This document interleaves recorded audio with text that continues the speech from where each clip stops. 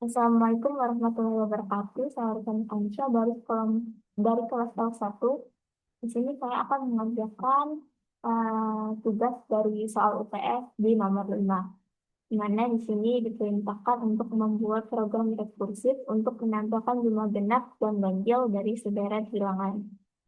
Nah, untuk deskripsi dan cerita programnya itu, jadi program ini adalah program rekursif untuk menambahkan jumlah genap dan ganjil dari sederet bilangan. Program memiliki dua fungsi, yaitu genap dan ganjil. Fungsi genap digunakan untuk menghitung jumlah bilangan genap dari 1 sampai n, di mana jika nilai n sama dengan 0, maka hasilnya 0. Jika n merupakan bilangan genap, maka nilai n dijumlahkan dengan hasil pemanggilan fungsi genap dengan n dikurangi 1. Sedangkan jika n ganjil, maka fungsi hanya memanggil genap dengan n dikurangi 1. Fungsi ganjil bekerja dengan cara yang sama, tetapi hanya menjumlahkan bilangan ganjil. Jika n sama dengan 0, maka hasilnya 0. Jika n ganjil, maka n dijumlahkan dengan hasil pemanggilan fungsi ganjil dengan n dikurangi 1. Sedangkan jika n genap, maka hanya memanggil fungsi ganjil dengan n dikurangi 1. Pada fungsi utama, program meminta pengguna memasukkan nilai n, kemudian menambahkan deret bilangan 1 sampai n menggunakan perorangan. Setelah itu, program menghitung jumlah bilangan genap dengan memanggil fungsi genap dan jumlah bilangan ganjil dengan memanggil fungsi ganjil, lalu menampilkan hasilnya ke layar. Lalu program selesai dijalankan. Nah, untuk flowchart-nya, nah, ini untuk fungsi mainnya itu kita mulai dari start pakai oval, terus kita input n, terus kita cetak deret bilangan ke layar. Nah, eh, terus kita masuk ke porsi sama dengan 1 to n, terus kita cetak i, lalu kita cetak si, apa sih ini? Cetak spasi, lalu i plus plus, lalu kita balik lagi untuk ke kondisi i sama dengan 1 to n. Jika kondisi i sama dengan 1 to n ini udah nggak memenuhi, maka dia bakal nyetak jumlah genap yang berasal dari genap n, terus jumlah ganjil yang berasal dari ganjil n, lalu n pakai apa. Nah, sekarang untuk fungsi genapnya itu kita pakai start, pakai oval, lalu cek kondisi apakah n sama dengan 0. Jika iya, bakal genap diisi sama 0, bernilai 0. Nah, tapi kalau salah, dia bakalan cek kondisi lagi, apakah n mod 2 sama dengan 0. Kalau iya, berarti nilai genap itu genap sama dengan n plus genap n min 1. Lalu kalau misalnya kondisi n mod 2 itu masih salah, berarti dia bakal langsung ngeproses bahwa nilai genap itu yaitu genap n min 1. Lalu selesai. Nah, setelah proses yang genap ini tadi, ini bisa bakal langsung selesai. Nah, sedangkan untuk yang fungsi ganjil itu pertama kita start ke oval, terus cek kondisi juga apakah n sama dengan 0. Kalau misalnya iya, berarti ganjil itu nilainya 0, lalu selesai. Sedangkan kalau misalnya n sama dengan kondisi n sama dengan 0 ini salah, dia bakal masuk ke kondisi if selanjutnya, yaitu apakah n mod 2 sama dengan 1. Kalau misalnya dia bakalan ngisi bahwa nilai ganjil itu n plus ganjil n min 1, lalu selesai.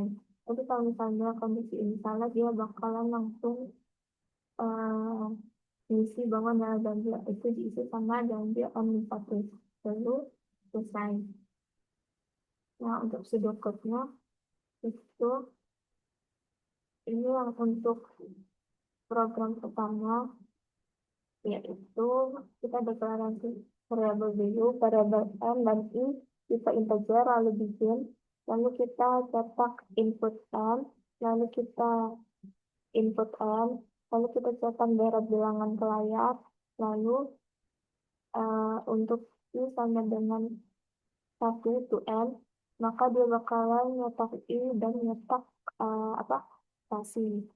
Lalu bakal lalu nyetak jumlah genap yang diisi sama genap N dan nyetak jumlah ganjil yang diisi sama ganjil N. Lalu program selesai. Nah, untuk function yang genap itu sama kita deklarasi variabel N tipe integer, lalu kita cek kondisi apakah N sama dengan 0, kalau dia berarti genap diisi 0. Tapi kalau enggak, berarti N not, dia cek kondisi lagi, apakah N not 2 sama dengan 0, kalau iya berarti genap diisi N plus genap N minus 1. Tapi ketika kedua kondisi ini enggak terpenuhi, berarti dia masuk ke else, yaitu genap diisi sama genap N minus 1. Nah, sedangkan untuk function ganjil itu sama kita deklarasi N itu tipe integer, lalu masuk ke kondisi apakah N sama dengan 0. Kalau misalnya iya berarti ganjil diisi 0. Nah, tapi kalau enggak dia masuk ke if selanjutnya. Apakah N not 2 sama dengan 1? Kalau iya berarti dia ganjilnya diisi karena N plus ganjil N minus 1. Tapi ketika kedua kondisi ini nggak terpenuhi, berarti dia masuk ke else, di mana ganjil diisi sama ganjil N minus 1. Nah, sekarang kita langsung masuk aja ke program C++-nya. Nah, nomor 5. Hmm. Yang pertama kita input iostream untuk memanggil library iostream. Jadi kita bisa memakai si in dan si out. Lalu using choose std agar kita nggak perlu pakai std.2.2 setiap penggunaan si in dan si out. Nah, ini untuk function genap dan ini untuk function yang ganjil. Nah, ini. Lalu ini untuk program yang in-main-nya yang pertama ya. Nah, mungkin kita bisa run program aja biar apa ya enak buat jelasinnya. Kita ini sekarang. Nah, misal ini input M-nya tuh 5. Nah, berarti darah bilangannya itu dari 1, 2, 3, 4, 5. Nah, jumlah genapnya itu 6, berasal dari 2 ditambah 4. Sedangkan jumlah ganjilnya 9 berasal dari 1 ditambah 3 ditambah 5. Nah, untuk penjelasannya, aduh, kita kecilin dulu ini.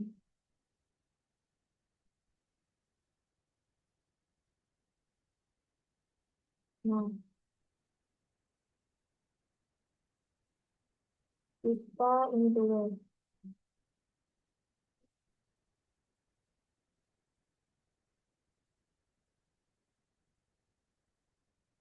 Nah, ini aku ada penjelasan, sudah ada penjelasan dalam programnya ya.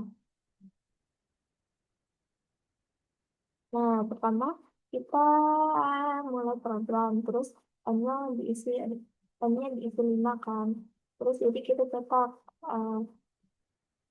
di sini kita cetak garis bilangan ini ke layar. Nih, garis bilangan. Nah, terus kita masuk ke for ini. For I sama dengan 1, I kurang dari sama dengan N itu first. Kalau kita si out I-nya, lalu kita cetak si spasi. Nah, di sini untuk mencetak ini, yang 1, 2, 3, 4, 5 itu pakai for I ini kan. Nah, jadi kita pertama masuk ke for I-nya, terus kita ke iterasi pertama. Ini sama dengan 1. Nah, apa di sini dia cek apakah 1 kurang dari sama dengan 5? Ya, berarti kita cetak 1 kalian. Nih, terus kita cetak si kasih kan. Terus I plus plus, masuk ke iterasi 2, I sama dengan 2. Apakah 2 kurang dari sama dengan 5? Ya, berarti kita cetak 2 kalian. Nah, jadi sekarang yang wilayah ini. Jadi kita cetak spasi kalian. Nah, berarti sekarang ini cetak yang ke sini. Nah, terus I plus plus iterasi ketiga ini sama dengan 3. Nah, apakah 3 kurang dari sama dengan 5? Ya, berarti kita cetak 3 kalian. Dan kita cetak spasi. Jadi sekarang di iterasi ketiga ini yang dicetak. Nah, lalu I plus plus iterasi keempat ini sama dengan 4. Apakah 4 kurang dari sama dengan 5? Ya, berarti kita cetak 4 kelayan dan cetak spasi kelayan. Berarti di iterasi keempat ini yang dicetak. Nah, sekarang iterasi 5 ini sama dengan 5. Nah, apakah 5 kurang dari sama dengan 5? Ya, berarti kita cetak 5 ke layar. Dan kita cetak pasti layar. Nah, lalu uh, hipotesis kan, iterasi ke-6, 5 sama dengan 6. Apakah 6 kurang dari sama dengan 5? Enggak, berarti kita keluar dari ruangan for ini. Nah, sekarang kita nampilin ini ke layar, jumlah genap ke layar. Yang sudah ini. Nah, kita dapat jumlah genap ini ke layar. Nah, kita diisi sama genap N. Nah, genap N tadi N-nya kan 5. Berarti kita mengambil manggil function genap kelima. Berarti kita masuk sini kan. Nah, nah, kita masuk ke sini. Nah, sekarang genapnya 5. Sekarang kita masuk ke if. Apakah 5 sama dengan 9? Enggak, berarti kita masuk ke else if. Bentar. Bentar.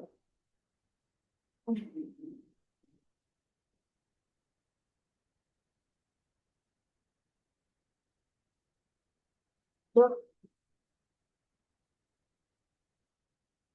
nah, kita masuk ke else if. Apakah 5 sama 2 sama dengan 0? Enggak, berarti sekarang kita masuk ke else. Nah, di else ini berarti genap 5 diisi sama genap 4. Nah, lalu kita panggil genap keempat. Genap keempat, terus kita masuk ke eh, if. Apakah 4 sama dengan 0? Enggak, berarti masuk ke else if. Apakah 4 sama dengan 4 sama 2 sama dengan 0? Ya, nah berarti kita masuk ke yang level terus genap satu ini kan. Berarti genap 4 itu sama 4 ditambah genap 3. Nah, lanjut kita panggil genap ketiga. Nah, di genap ketiga kita masuk ke itu lagi. Nah, apakah 3 sama dengan 0? Enggak, berarti kita masuk ke LCI. Apakah 3 per 2 sama dengan 0? Enggak, berarti kita masuk ke else. Nah, berarti genap ketiga itu diisi sama genap 2. Lalu, selanjutnya kita memanggil genap 2. Di genap kedua, kita masuk ke if. Nah, di sini kita cek apakah 2 sama dengan 0? Enggak. Masuk ke else if. Apakah 2 sama 2 sama dengan 0? Iya. Berarti genap 2 diisi sama 2 ditambah genap 1 yang ini yang aktif. Nah, lalu sekarang kita memanggil genap ke-1. Di genap ke-1 kita masuk ke if. Apakah 1 sama dengan 0? Enggak. Berarti kita masuk ke else if. Apakah 1 per 2 sama dengan 0? Enggak. berarti kita masuk ke else kan. Di else, berarti genap satu diisi sama genap nol. Lalu kita panggil genap ke nol. Genap ke nol, apakah nol sama dengan nol? Ya, berarti kita kata nol. Berarti genap ke nol itu diisi sama nol. Nah, sekarang kita masuk ke genap satu untuk perhitungan yang di atas atasnya tadi kan. Nah, genap satu diisi sama genap nol, berarti nol. Terus genap dua itu diisi sama 2 ditambah genap satu tadi kan nol, berarti 2 ditambah nol yaitu 2. Sekarang ke genap ketiga itu diisi sama genap kedua tadi kan 2, berarti genap ketiga isinya juga 2. Sekarang kita masuk ke keempat. Genap keempat itu diisi sama 4 ditambah genap ketiga. Nah, yaitu 4 ditambah 2, berarti adalah 6. Nah, terus kita masuk ke genap kelima kan. Genap kelima itu diisi sama genap keempat. Genap keempat tadi kan 6. Berarti gen- genap lima itu diisi sama 6. Jadi, uh, itu kenapa hasil genap itu 6, yaitu dari dia kan hasil apa sih? Nah, dia itu kan lima genap itu kan berasal dari genap n. Genap n tadi kan berarti genap 5 kan. Nah, genap 5 itu hasilnya 6. Itu kenapa hasil di sini 6. Nah, sekarang kita cetak ini terus. Contoh ini kita cetak jumlah ganjil. Nah, jumlah ganjil itu. Nah, jumlah ganjil ini berasal dari ganjil yaitu ganjil 5 kan. Nah, baik, kita masuk ke yang ini. Nah, ini kita lanjut memanggil ganjil 5. Nah, di ganjil kelima kita masuk ke if. Apakah lima sama dengan 0? Enggak, berarti kita masuk ke else if. Nah, di else if ini dia, apakah 5 dua sama dengan 1? Ya, berarti ganjil kelima, ganjil 5 itu ini sama 5 ditambah ganjil 4. Sekarang kita dipanggil ganjil 4 kan. Di ganjil keempat dia masuk ke if. Apakah eh em, apakah 4 sama dengan 0? Enggak, berarti masuk ke else if. Terus di sini kita tanya lagi, apakah 4 sama dengan 1? Enggak, masuk else. Berarti dengan 4 itu sama ganjil 3. Nah, lalu kita masuk ke memanggil ganjil 3. Kita masuk ke ganjil 3, masuk ke if. Di sini apakah 3 sama dengan 0? Enggak, berarti dia bisa ke else if. Apakah 3 dibagi 3 40 sama dengan 1? Ya, berarti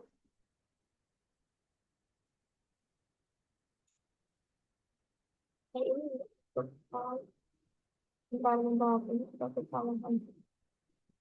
Nah, berarti sekarang ganjil 3 itu diisi sama N, yaitu 3 ditambah ganjil ke 2, N1. Nah, sekarang selanjutnya kita memanggil ganjil kedua. Kita masuk ke ganjil kedua, terus masuk ke if. Apakah 2 sama dengan 0? Enggak kan? Berarti kita sekarang masuk ke else if. Nah, else if, apakah 2 mod 2 sama dengan 1? Enggak. Berarti masuk else. Nah, di else ini berarti ganjil 2 itu diisi sama ganjil ke 1. Selanjutnya kita panggil ganjil ke 1. Nah, kita masuk ganjil ke 1, terus kita masuk ke if. Apakah 1 sama dengan 0? Enggak, berarti kita masuk else if. Di sini dia tanya, apakah 1 mod 2 sama dengan 1? Ya, berarti ya, ganjil 1 itu diisi sama 1 ditambah ganjil ke 0. Sekarang kita panggil ganjil ke 0. Nah, kita masuk ke ganjil 0. Kita masuk ke if. Apakah 0 sama dengan 0? Ya, berarti nilai ganjil ke 0 itu diisi sama 0. Nah, kita udah dapat bahwa nilai ganjil 0 itu 0 kan. Berarti kita sekarang lanjut hitung ganjil 1. Nah, ganjil satu itu didapat dari satu ditambah ganjil nol. Ganjil nol tadi kan nol. Berarti satu ditambah nol, yaitu hasilnya satu. Nah, ganjil satu kita udah dapat, sekarang kita lanjut ganjil menghitung ganjil ke dua. Nah, ganjil dua itu didapat dari ganjil satu. Ganjil satu itu kan satu, berarti ganjil dua itu isinya juga satu. Sekarang kita lanjut, karena ganjil dua udah dapat, sekarang kita lanjut ke ganjil ketiga. Nah, ganjil ketiga itu didapat dari tiga ditambah ganjil dua. Ganjil dua tadi kan berapa tuh? Satu. Berarti tiga ditambah satu, yaitu empat. Nah, ganjil tiga kita udah dapat, yaitu empat. Dan sekarang kita lanjut ke ganjil keempat. Ganjil keempat, ini kok genap dah tiba-tiba. Ini belum diganti. Nah, ganjil keempat diisi sama ganjil tiga. Ganjil tiga itu kan empat. Berarti ganjil empat itu empat. Sekarang, karena ganjil keempat kita udah dapat, berarti kita lanjut ke ganjil ke lima. Ganjil kelima itu diisi dari lima ditambah ganjil empat. Ganjil empat tadi kan empat. Berarti lima ditambah empat. Yaitu hasilnya sembilan. Nah, itu akan apa? Hasil ganjil itu sembilan. Nah, jadi dari bilangan satu 2 3 4 5 itu jumlah benarnya itu 6 dari 2 ditambah 4. Sedangkan jumlah ganjilnya itu 9 dari penjumlahan satu ditambah 3 ditambah 5.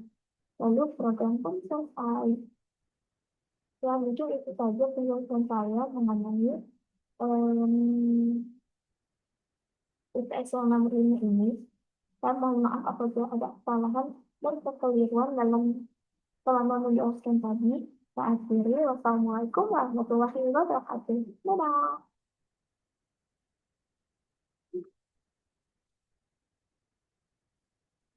I. Hmm.